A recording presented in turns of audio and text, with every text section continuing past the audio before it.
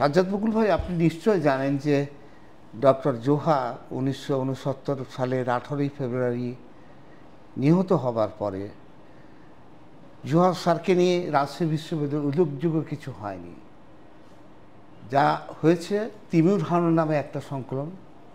পরবর্তীতে ডক্টর জোহা সম্পর্কে ডক্টর জোহা হলতে 3টা স্মরণিকা বের হয়েছে, আর উল্লেখযোগ্য কিছু হয়নি। তো জোহা স্যারকে নিয়ে কোনো গবেষণা, কোনো ডকুমেন্টস আপনার এই দাবানল যে ছাড়া, চলচ্চিত্র ছাড়া, এটাকে চলচ্চিত্র অন্য কিছু নেই। তা আমার প্রথম প্রশ্ন আপনাকে আমি করতে চাচ্ছি, এই দাবানলটা কোন প্রেক্ষিতে, কার অনুপ্রেরণায় জোহা স্যারের ঘটনাটাকে আপনাকে অনুপ্রাণিত করলো এটা নির্মাণ কাজে? ধন্যবাদ আপনাকে। আমি 2010 সালের দিকে আমাদের যে জোহা স্যারের নামে যে হলটি আছে, শহীদ শামসুজ্জোহা জোহা হল, সেই হলে আমি আবাসিক শিক্ষক হিসেবে দায়িত্ব নেই। সে সময় যে প্রাধ্যক্ষ ছিলেন প্রফেসর মুর্তজা খালিদ, তিনি আমাকে আমন্ত্রণ জানান এবং আমি ওই হলে আবাসিক শিক্ষক হিসেবে যোগ দিই। তো সেখানে আমি কাজ করতে গিয়ে যেটা দেখেছিলাম, মানে তার আগে জোহা স্যার সম্পর্কে আমি খুব বেশি জানতাম না। তো ওই হলে উনি দুটো স্মারক গ্রন্থ বের করেছিলেন, জোহা স্মারকপত্র নামে। তো সেইখানে বেশ কিছু লেখা দেখলাম, কিন্তু খুব গোছানো বা বিষয়টা ওরকম কোথাও নেই। জোহা স্যার সম্পর্কে সেদিনের ঘটনাগুলো কী ছিল এবং কোথাও ইতিহাস বইতেও সেভাবে পাওয়া যায় না। আর ডকুমেন্টেশন, ভিজুয়াল ডকুমেন্টেশন মানে ভিডিও ডকুমেন্টেশন সেরকম ছিল না। ওই সময় আমার মাথায় বিষয়টা আসে যে জোহা স্যারকে নিয়ে একটা ফিল্ম বানানো উচিত, একটা ডকুমেন্টারি ফিল্ম বানানো উচিত। তাহলে তখন 42 বছর আগে ঘটনা সেটি। তো নিশ্চয়ই অনেক আই উইটনেস হয়তো তখনও আছে, যারা আর হয়তো কিছুদিন পরে নাও থাকতে পারে।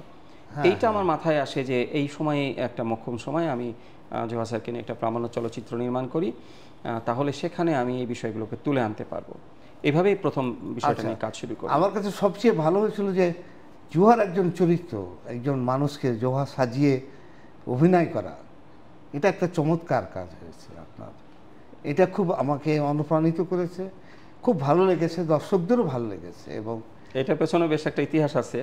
মানে ছবিটা নির্মাণের জন্য আমাকে প্রায় 1 বছর গবেষণা, নির্মাণ সব মিলে কাজ করতে হয়েছিল। তো ড্রামা দৃশ্য যেগুলো থাকবে, জোহা স্যারের চরিত্রগুলোকে আমরা যখন চিত্রায়ন করব, জোহা স্যারের ওয়াইফের চরিত্রে, জোহা স্যারের চরিত্রে, জোহা স্যারের মেয়ের চরিত্রে, এই জায়গাটায় আমি তখন খুঁজতে থাকলাম যে এই রোলগুলোতে কাদেরকে কাস্ট করলে ভালো হয়।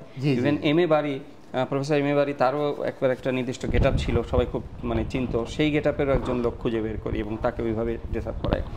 তো জোহা স্যারের ক্যারেক্টারটা করানোর জন্য আমি বিভিন্ন জায়গা থেকে অনুসন্ধান করছিলাম যে কাকে এখানে কাস্ট করা যায়। তো একদিন টেলিভিশনে আমি দেখি যে একটা টক শোতে, উনি সাংবাদিক ছিলেন, ওনার নাম হচ্ছে জাহিদুর রহমান খান। তিনি তখন ওই টেলিভিশন টক শোতে উনি একটা আলোচনা অনুষ্ঠানে বক্তব্য দিচ্ছিলেন। সেইখান থেকে আমি তাকে খুঁজে বের করি, তার সাথে আমার পরিচয় ছিল না, খুঁজে বের করি এবং দেখি যে তিনি রেডিও ফুর্তিতে তিনি রিপোর্টার হিসেবে কাজ করেন এবং তাকে অফার দেই।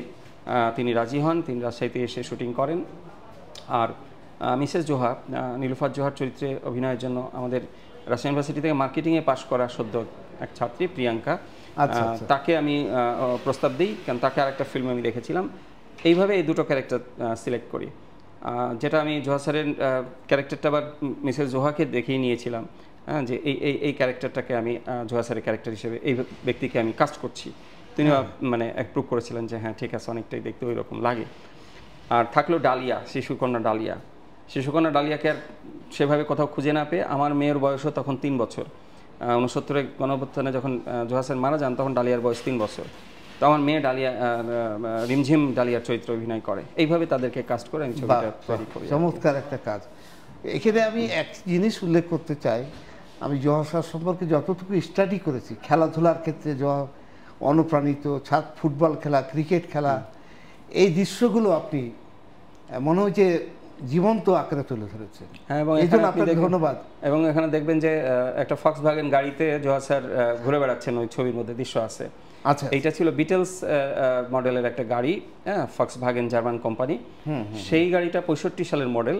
ওই সময় এটা রাজশাহীতে 2-3টা মাত্র ছিল, তার মধ্যে একটা ছিল জোহা স্যারের এবং গোটা ক্যাম্পাসে স্যার ওই গাড়িটা চড়ে বেড়াতেন, খুব পপুলার ছিল গাড়িটা স্যারের কারণে। তো এই গাড়িটা তে আমার ওরকম দৃশ্যটা নেওয়ার ইচ্ছা ছিল যে জোহা স্যার ওই গাড়িটা চালিয়ে যাচ্ছেন। তো এটা রাজশাহীতে একটা জায়গায় ছিল, ডক্টর গোলাম মাওলার প্রয়াত হয়েছেন, তার বাসায় তার গাড়িটা, কিন্তু ওখান থেকে গাড়িটা পাইনি। পরবর্তীতে টেলিভিশনে একটা পুরনো গাড়ির মেলার নিউজ দেখে সেখানে ওই গাড়িটা দেখছি যে রাস্তায় চলছে।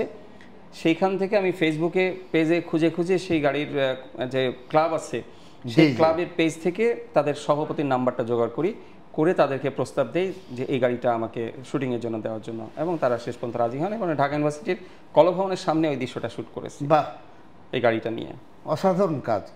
কিন্তু আমার যে কথা হলো যে জোহা স্যারকে হত্যার পিছনে যারা জড়িত ছিল, ম্যাজিস্ট্রেট, যারা প্রত্যক্ষদর্শী, এদেরকে আপনি ধারণ করেছেন, এদের বক্তব্য নিয়েছেন। এদের বক্তব্য নিয়েছি, তবে এখানে একটু বলি যে জোহা স্যারকে হত্যার পেছনে ম্যাজিস্ট্রেটদের একটা ভূমিকা মনে করা হতো যে বোধহয় ম্যাজিস্ট্রেটরা নির্দেশ দিয়েছিলেন, কিন্তু আমি অনুসন্ধান করে এবং তাদের ইন্টারভিউ নিয়ে যেটা দেখেছি যে না, বাঙালি দুজন ম্যাজিস্ট্রেট এটার সঙ্গে সম্পৃক্ত ছিলেন। একজন মেইন গেটের সামনে ছিলেন, একজন রাজশাহী শহরে ছিলেন। জি জি, দুইজনই বলেছেন, মেইন গেটের সামনে মোহাম্মদ নাসিম সাহেব, উনি বলেছেন যে আমরা কোনোভাবেই অর্ডার দেইনি গুলি করার জন্য। হ্যাঁ, পরবর্তীতে চাপ দেওয়া হয়েছিল যে তাদের অর্ডারে গুলি হয়েছে, কিন্তু তারা কোনো নথি স্বীকার করেনি, তারা কোনো সিগনেচার করেনি। এবং রাজশাহী শহরে যে বাঙালি ম্যাজিস্ট্রেট ছিলেন সিরাজউদ্দিন সাহেব, উনি নিজে জোহা স্যারের বডি অনেকক্ষণ ফেলে রাখা হয়েছিল মিউনিসিপ্যালিটি যে ক্যাম্প করেছিল সেখানে, উনি দেখছিলেন যে এই মানুষটা তো মারা যাবেন, তো উনি তাকে ডিসির সঙ্গে ফাইট করে উনি হাসপাতালে পাঠানোর ব্যবস্থা করেছিলেন। অর্থাৎ এই দুইজন ম্যাজিস্ট্রেট, বাঙালি দুইজন ম্যাজিস্ট্রেট কোনোভাবেই এই ঘটনাটাকে কোনোভাবে উস্কানি দেননি, বা বরং এটা জোহা স্যারকে তারা সেভ করার চেষ্টা করেছিলেন। এইভাবে এই দুই ম্যাজিস্ট্রেটকে খুঁজে বের করেছি, সেটাও 42 বছর পরের, মানে একটা কষ্টকর ছিল। হ্যাঁ, কষ্টকর ছিল। আর সবচেয়ে দুঃখজনক ঘটনা হলো যে ঢাকা রাজশাহী বিশ্ববিদ্যালয়ে রসায়ন বিভাগে জোহা স্মারক বক্তৃতা ছাড়া সারা বছরে কোনো আয়োজন হয় না। জোহা স্মারক বক্তৃতার একটা মাত্রা আছে, এটাকে আমরা থেকে মূল জিনিস নিয়ে আমরা নতুন গবেষণার বিষয়গুলো পাই। কিন্তু দুঃখজনক হলো যে আজকে লাইব্রেরিতে জোহা স্যারের ব্যাপারে, রাজশাহী বিশ্ববিদ্যালয় লাইব্রেরিতে কিংবা শহীদ স্মৃতি সংগ্রহশালায় জোহার উপরে কোনো বই কিংবা চটি বই কোনো কিছুই নাই। আমি খুব কষ্ট পেয়েছি। আমি ছবিটা বানানোর পরে আমি অনেকগুলো ছবি সেখানে প্রিন্ট করে বাধাই করে দিয়েছিলাম, ল্যামিনেশন করে, এবং তারপরে জোহা কর্নার বলে একটা জায়গা হলো। আসলে তার আগে ওইভাবে আলাদা করে জোহা কর্নার একটা ফিক্সড কিছু থাকবে এরকম ছিল না। তো সেখানে আমি জোহার স্যারের জীবনী থেকে শুরু করে অনেক নতুন নতুন ছবি, স্যারকে নিয়ে বের হওয়া ডাক টিকিট, এই সমস্তগুলো ওখানে আমি বড় করে প্রিন্ট করে দিয়েছি, আমি দেখেছি এখন একটা কর্নারের মতো। এবং উপরে ডক্টর জোহা কর্নার এটা পর্যন্ত আমি বলেছিলাম, কিন্তু এখনো না, আমি এই সত্য কথাটা বলি, বিগত ভিসি মহোদয়কে আমি বলেছিলাম যে জোহা স্যারের স্মারকগুলো একটা কর্নারে আছে, ওখানে জাস্ট একটা নেম প্লেট দিলে তো জোহা কর্নার হয়। আমি এটা বলেছি, আমিও কয়েকবার বলেছি, উনি এটা কর্ণপাত করেননি। আমি আগামীকালকে বর্তমান ভিসির সাথে আমার দেখা হবে, ওনাকে একই কথা বলবো, আপনি জোহা কর্নার এখন উদ্বোধন করে দেন। বিগত আমাদের যে জুলাই আন্দোলন, নতুন বাংলাদেশের জন্ম হলো, আবু সাইদ বুক পেতে দিল এবং সারা বিশ্বে এই জিনিসটা ছড়িয়ে পড়ল। এই ছাত্রটি তখন বলেছিল আজকে স্যার আপনাকে আমাদের দরকার ছিল, জোহা স্যারের নাম উচ্চারণ করেছিল। এবং শপথ গ্রহণ নেওয়ার পরে প্রধান উপদেষ্টা তার পরের দিনই আবু সাইদের বাড়িতে গেছিলেন, ওখানে ওর বাড়িতে কবরে জিয়ারত করেছেন। এখানে ইউনিভার্সিটির সামনে পিছন দিকে লেখা আছে 24শে জুলাই জোহা আবার নিহত হয়েছেন। তো জোহা স্যারের আবেদনটা কিন্তু এখনো ফুরিয়ে যায়নি, 1000 বছর ধরে কিন্তু জোহা স্যারের আবেদন ফুরিয়ে যাবে না। এই প্রেক্ষিতে আপনার কাছ থেকে আমি কিছু শুনতে চাচ্ছি।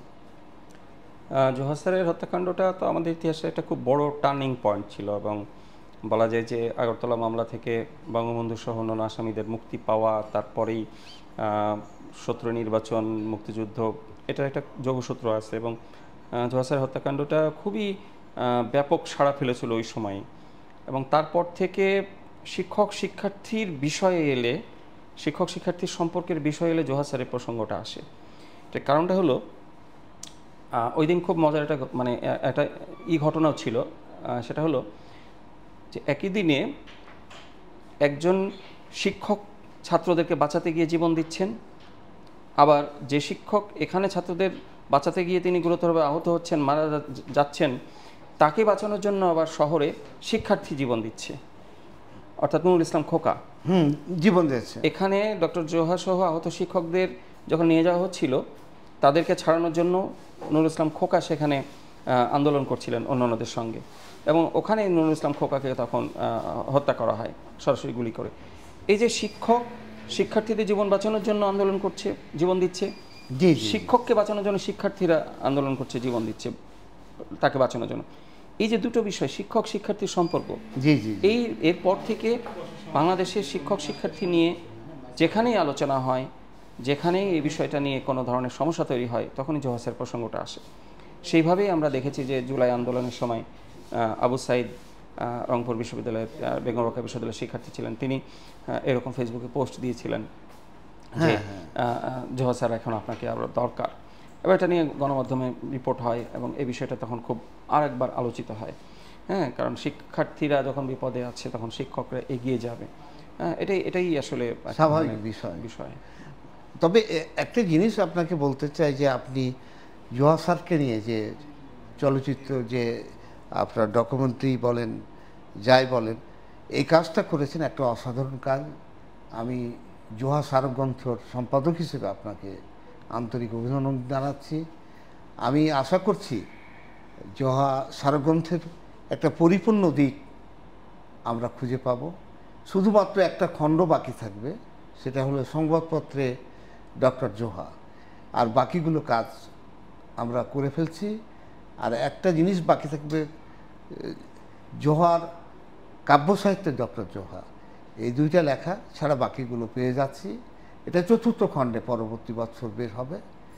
হ্যাঁ সাজ্জাদ বকুল ভাই, আমি একটা কথা শুধু না বললে নয়, আমি আজকে জোহার মৃত্যু হয়েছিল 1969 সালে।